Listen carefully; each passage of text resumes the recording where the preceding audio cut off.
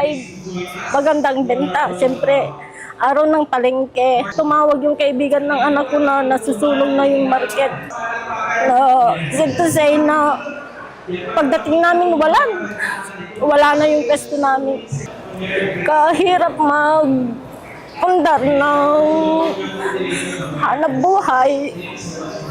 Dito lang kami umaasa sa pang-araw-araw na aming pangangailangan. Mabigat sa loob. Pero ang pasalamat lang namin, walang buhay na nawala sa nangyaring ito po. Mahal na Pangulo, maraming salamat po sa agarang pagtulong sa amin, paggabay sa amin, pagtulong sa amin para makabangon muli na kung saan yung mga bagay na nawala sa amin, sa tulong at gabay ninyo, siguro maibabalik po namin. Laking pasalamat namin sa inyo kasi hindi nyo kami pinabayaan. Andyan kayo lagi sa amin hanggang ngayon. Maraming salamat. Nauna mong naisip. Yun po. Biglang parang wala eh. Nawala lahat. 10 years na pinaghirapan. Yung 10 taon na yun, tinipid ko yung sarili ko na gumastos. Inisip ko yung para sa kinabukasan. Yung nasa isip ko, yung time na 10 taon na yun, ilang segundo lang, nawalang lahat. Alam ko na may magandang plano ang Diyos. Doon lang ako kumakabit ngayon. Paunti-unti, bumabalik sa dati.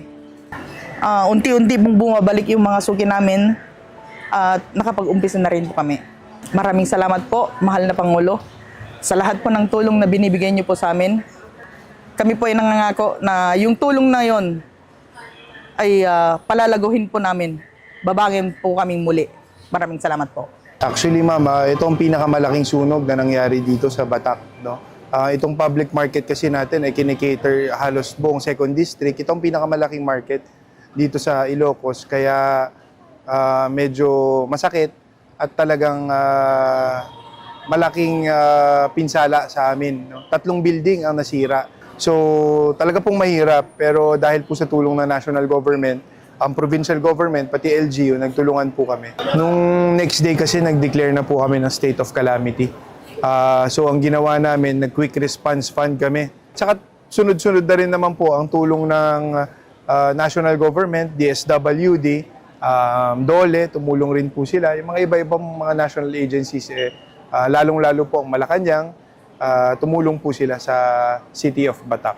Sa mahal namin Pangulo, maraming salamat po sa walang sawang pagsuporta.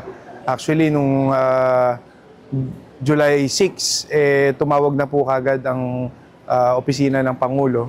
Kaya kami po ay lubos na nagpapasalamat at inaasahan po namin na makabangon po kami agad sa tulong ninyo, sa tulong ng probinsya, makakabangon po kami agad. So again po, maraming salamat at nandito lang po kami para sa inyo.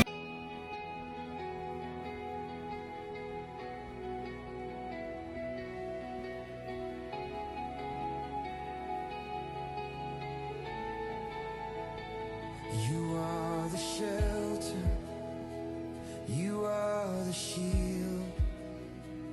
Through every battle, your power revealed. Clothe him with courage, surround him with peace. Lead him with wisdom, your grace never cease. We lift his name before your throne. Your strength will stand, your truth be shown.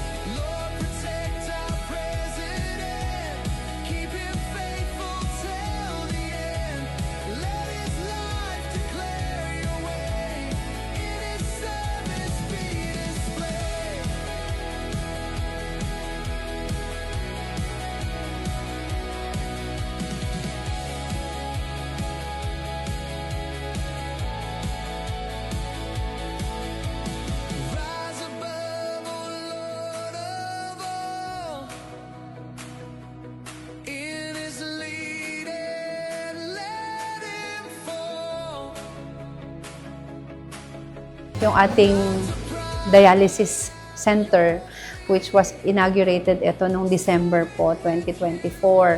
So, awa ng Diyos, we have from initial of 2 shift lang po, naging 4 shifts na po tayo dyan, catering to around 24 patients per day.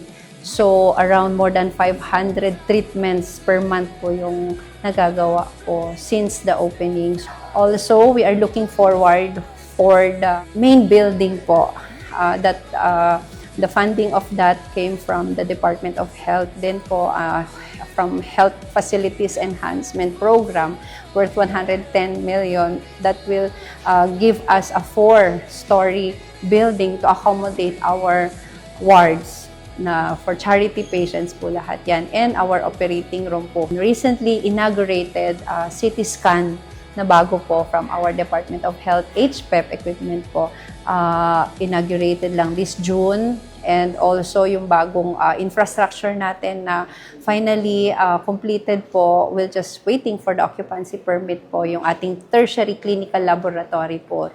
This will already help us do other tests like yung ating blood culture, yung mga ganun po. Actually, since we are the provincial hospital and we are located at the center of Lawag City, which is the capital of Ilocos Norte, very much accessible to all our constituents po from the different municipalities of Ilocos Norte. So, hindi na po lalayo yung ating mga constituents, yung ating mga pasyente. Immediately po, may mga services na po dito sa Lawag City. Hindi na sila, kasi isa lang po yung tertiary hospital dito sa province, yung Mariano Marcos. But as a level 2 government hospital, we are also capable of serving yung mga specialized facilities na meron nga po kami, like yung nabanggit ko, CT scan, and yung mga 2D echo. Also, under PhilHealth, we are also accredited by the PhilHealth sa ating bagong packages ng outpatient emergency care benefits, emergency room po.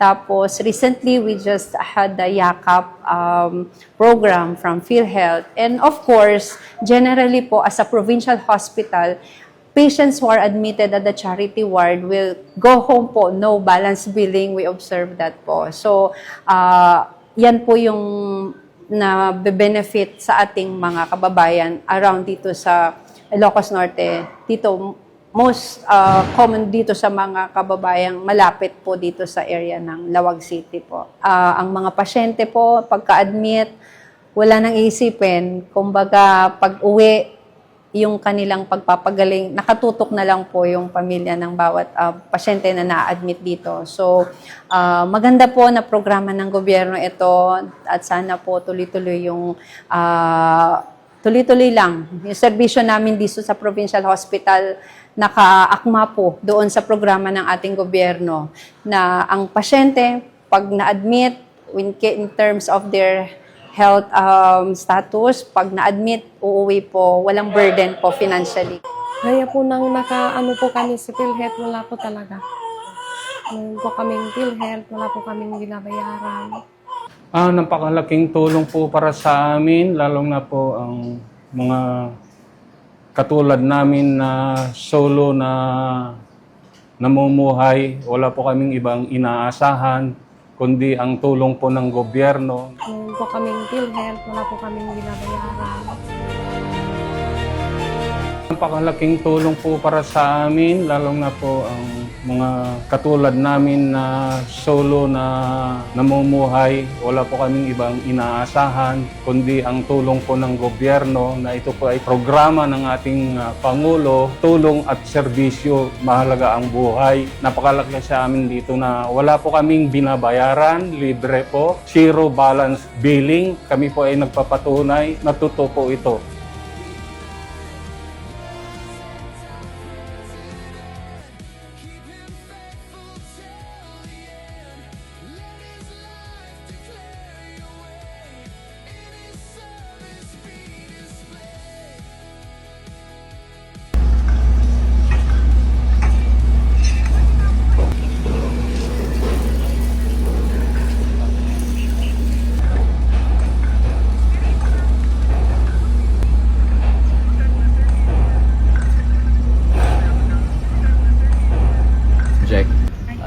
see, nakikita nyo naman, there's nothing ghost about this.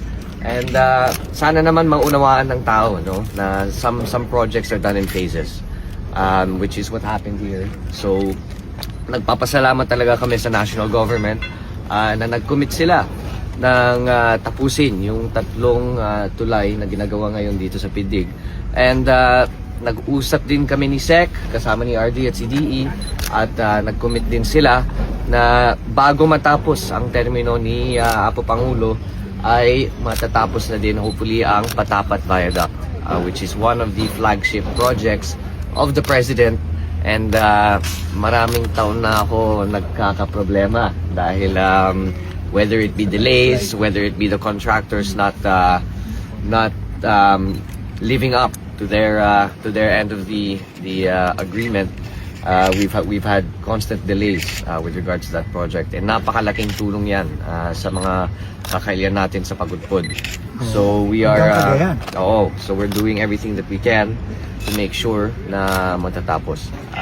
So once again, nagpapasalamat talaga kami sa DPWH, kay Sec Vince, and sa buong national government. Napakalaking tulong to sa unang distrito.